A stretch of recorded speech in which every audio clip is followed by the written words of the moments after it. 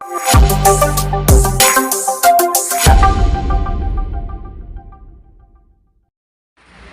Mass മോട്ടോഴ്സിന്നാണ്. Hero Honda CD Dawn വണ്ടി engine work കഴിഞ്ഞായിരുന്നതാണ്. അപ്പോൾ അതിന് ശേഷം ഫസ്റ്റ് നമ്മളതിൻ്റെ ഓയിൽ ഫിൽട്ടർ ക്ലീനിങ്ങും ഓയിൽ ചേഞ്ച് ഓയിൽ ഫിൽട്ടർ ക്ലീനിങ്ങിനായിട്ട് വന്നതാണ്. അപ്പോൾ നമ്മൾ ഓയിൽ ഫിൽട്ടർ ക്ലീൻ ചെയ്യണമെങ്കിൽ നമുക്ക് കവറിങ് അഴിക്കേണ്ടതായിട്ടുണ്ട്. അപ്പോൾ നമുക്ക് അതിൻ്റെ എൻജിൻ ഓയിൽ മാറുന്നുണ്ട്. അതേപോലെ തന്നെ ഫിൽട്ടർ എന്ന് പറയുമ്പോൾ സ്ക്രീൻ ഫിൽട്ടർ നമുക്ക് വരാം. അതിപ്പോൾ നമുക്ക് നോക്കുമ്പോൾ അറിയാം എത്ര ബ്ലോക്ക് ഉണ്ട് അതിനകത്ത്. അത് ശരിക്കും പറഞ്ഞാൽ നമ്മൾ എങ്ങനെയൊക്കെ ശ്രദ്ധിച്ച് എങ്ങനെയൊക്കെ ചെയ്താലും നമ്മൾ തുടയ്ക്കാനും ക്ലീൻ ചെയ്യാനൊക്കെ ആയിട്ട് ഉപയോഗിക്കുന്ന വേസ്റ്റിൻ്റെയും തുണിയുടെയൊക്കെ ആ ചെറിയ പൊടി പോലുള്ള ഐറ്റംസ് എഞ്ചിൻ്റെ അവിടെ ഇവിടെയൊക്കെ ആയിട്ട് പറ്റി പിടിച്ചിട്ടുണ്ടാവും. അത് നമ്മളിപ്പോൾ എൻജിൻ റൺ ചെയ്യുന്ന സമയത്ത് ഓടുന്ന സമയത്ത് ആ ഓയിൽ ചെന്നിട്ട് ഫുള്ള് ക്ലീൻ ചെയ്തുകൊണ്ടിരിക്കുന്നുണ്ട്. എല്ലാ ഭാഗത്തും ഓയിൽ ചെന്ന് ക്ലീൻ ചെയ്ത് കൊണ്ടുവരും. അത് വന്നിട്ട് സ്ക്രീൻ ഫിൽട്ടർ വന്ന് ബ്ലോക്ക് ആവുന്നതാണ്. ഇത് ഈ ഫിൽട്ടർ ബ്ലോക്ക് ആവാനുള്ള കാരണം. ഇത് ശരിക്കും പറഞ്ഞാൽ ഒരു 2 വർഷത്തിലൊരിക്കൽ തന്നെ അത് ചെയ്യേണ്ടത് നല്ലതാണ്. പറയാൻ കാരണം വെച്ചാൽ അത് മാത്രമല്ല, നമുക്ക് അതിൻ്റെ എൻജിൻ ഓയിലിനകത്ത് ഇതിനകത്ത് എൻജിന് വരുന്ന തേയ്മാനത്തിൻ്റേതായിട്ടുള്ള മെറ്റലിൻ്റെ പിസറ് കാര്യങ്ങളൊക്കെ ഇതിനകത്ത് വരും. ഇവിടെ നോക്കുമ്പോൾ അറിയാം, ഇത് റോട്ടർ ഫിൽട്ടറാണത്. ഇതിനകത്ത് ഓയിൽ റൊട്ടേറ്റ് ചെയ്തിട്ട് അതിനൊരു ഫിൽട്ടറിങ് കൂടി കഴിഞ്ഞിട്ടാണ് എൻജിൻ്റെ ക്രാങ്കിൻ്റെ ഉള്ളിലേക്ക് ഓയിലിനെ കടത്തി വിടാം. ഇതിനകത്ത് നമുക്ക് നോക്കുമ്പോൾ അറിയാം ഇത് ഇത്ര അഴുക്ക് വന്നിട്ടുണ്ട് ഇതിനകത്ത്.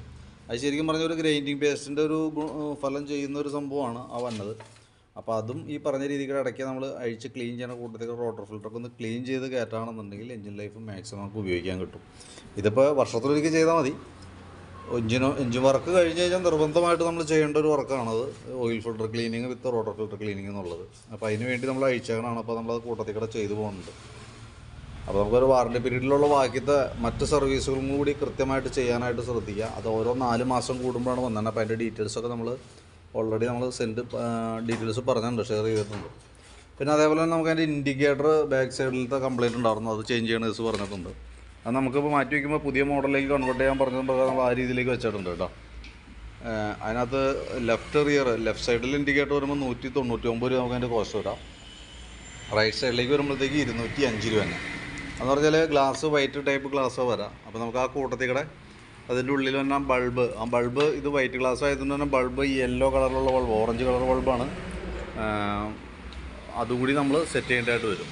പിന്നെ അതിൻ്റെ ഇൻഡിക്കേറ്റർ സ്വിച്ച് കംപ്ലയിൻ്റ് ഉണ്ട്. അത് ഓൾറെഡി ജെനുവിൻ പാർട്സ് അവൈലബിൾ അല്ല. കാരണം അത് പഴയ മോഡലായതുകൊണ്ട് തന്നെ ആ പാർട്സുകളൊക്കെ ഓൾറെഡി ബ്ലോക്ക് ആയുണ്ട്.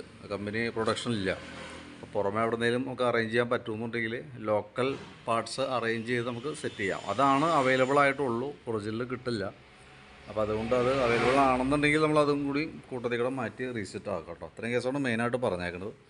അപ്പോൾ ഞാൻ അതിൻ്റെ ഏകദേശം ഒരു എസ്റ്റിമേറ്റ് എത്ര കോസ്റ്റ് വരും നോക്കിയിട്ട് ഏകദേശം ഒരു എസ്റ്റിമേറ്റ് ആക്കിയിട്ട് എൻ്റെ ഡീറ്റെയിൽസ് വാട്സപ്പിലേക്ക് സെൻഡ് ചെയ്തിട്ടേക്കാം കേട്ടോ. വർക്ക് കംപ്ലീറ്റ് ആകുമ്പോൾ വിളിക്കാം, എന്തെങ്കിലും വൈകിട്ട് നമുക്ക് എടുക്കാം. വർക്ക് കംപ്ലീറ്റ് ആയി ബില്ലായി കഴിഞ്ഞാൽ ഉടനെ എന്തെങ്കിലും കോൺടാക്ട് ചെയ്തോളൂ. ഓക്കെ.